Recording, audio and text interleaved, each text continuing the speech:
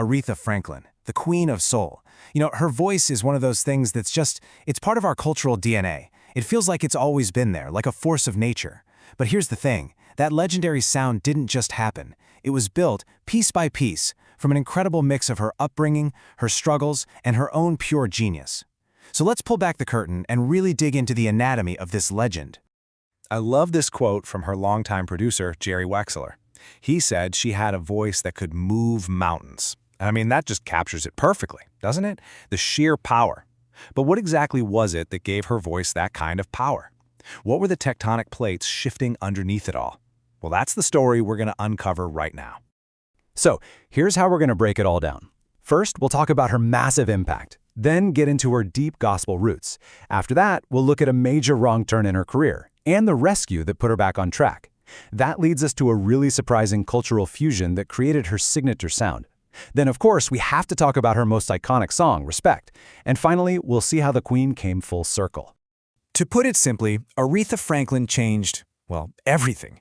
She wasn't just a singer, she became an icon for civil rights, for feminism, and musically, she did something absolutely revolutionary. She took the raw, soul-stirring, improvisational feel of the Black church and shot it straight into the pop mainstream.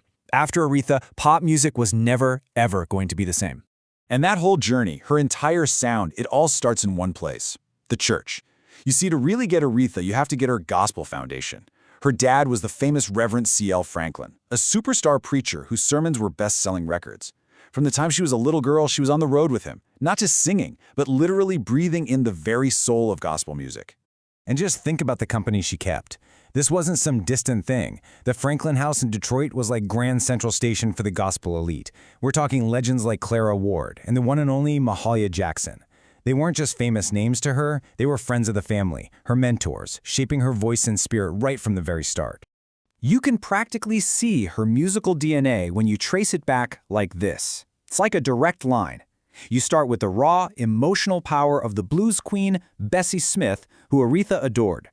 That flows into Thomas A. Dorsey, the guy who basically invented modern gospel by mixing blues with sacred music. Then it goes to his greatest interpreter, Mahalia Jackson. All of these powerful streams flow into one person, Aretha Franklin, the Queen of Soul. But, her path to becoming the queen wasn't a straight shot, not at all. Even with all that undeniable talent, Aretha took a major detour early on. For 6 long years, her genius was kind of stifled, pushed in the wrong direction, and honestly, almost lost. And this right here tells the whole story. At Columbia Records, they tried to turn her into this polished, mainstream nightclub singer. They had her singing these bland old songs like Rockabye Your Baby with a Dixie melody. I mean, can you imagine? It was a total mismatch. But then she moves to Atlantic Records, and they don't try to change her. They unleash her. They told her to lean into her gospel and blues roots, to just let that raw emotion fly. Suddenly it wasn't the lost years anymore. This was the birth of Lady Soul. And the big turning point? It was this one brilliant piece of advice from producer Jerry Wexler. He basically told her, forget all that. Drop the Judy Garland act. Just go back to church. In that moment, he gave her more than career advice. He gave her permission to just be herself. And that one conversation, it changed music history. Okay, so with Aretha finally free to be Aretha, the stage was set for one of the most powerful and honestly one of the most unexpected collaborations in American music history. That legendary Queen of Soul sound didn't just come out of nowhere. It was the product of a really surprising cultural fusion. So, what was the secret sauce at Atlantic Records? It was these 3 key ingredients. First, you've got Aretha herself, not just singing, but driving the songs with her amazing gospel and blues piano playing. Then, you have Jerry Wexler's brilliant R&B production. And finally, the secret weapon, this incredible group of studio musicians from a tiny town in Alabama. And this is where the story gets pretty remarkable. That band, the Muscle Shoals Rhythm Section, the guys who laid down that deep, funky groove on all her biggest hits, they were all white. So just picture this. A black woman from Memphis, the daughter of a famous civil rights activist, is in a studio in Alabama creating this revolutionary sound with a bunch of white Southern guys. Rick Hall, who founded Fame Studios, said it best. You have to remember, this was happening in the segregated South. It was, as he put it, a dangerous time. But inside those studio walls, none of that mattered. It was a safe haven where the only thing that counted was the music. It's just a stunning example of how art can rise above all the ugliness in the world. So this incredible fusion of talent created hit after hit. But nothing was bigger or more important than respect. What Aretha did with this song is maybe the single greatest example of her artistic genius. See, she didn't just cover it. No, she took it apart and rebuilt it from the ground up into something totally new. The original, by the great Otis Redding, is a great song. It's basically a working man's plea for a little respect when he comes home. But Aretha's version? Oh, it's a full-blown revolution.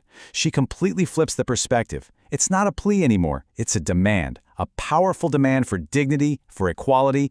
She even adds that killer line, "Your kiss is sweeter than honey, but guess what? So is my money."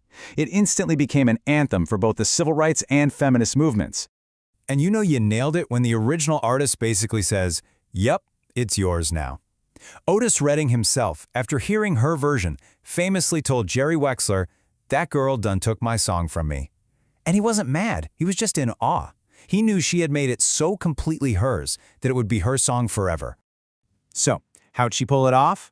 Well, beyond just flipping the meaning, she made 4 brilliant musical moves. First, she added that legendary's R-E-S-P-E-C-T spell out, which was an idea she and her sisters cooked up right there in the studio. Then, she created that amazing stop time part, the sock it to me bit. And finally, she brought in her own gospel backup singers, giving it that call and response feel straight out of a Sunday service, just pure genius. So after she conquered the world of pop, rock, and soul, after becoming this huge international icon, Aretha did something truly remarkable. She went back to the very beginning, back to the source of all her power. Get this. In 1972, at the absolute peak of her fame, she walked into a Baptist church in Los Angeles. And she wasn't just there for a visit. She was there to record a live double album of nothing but pure, unfiltered gospel music. No pop shortcuts, no concessions, just the music that made her who she was. And the result?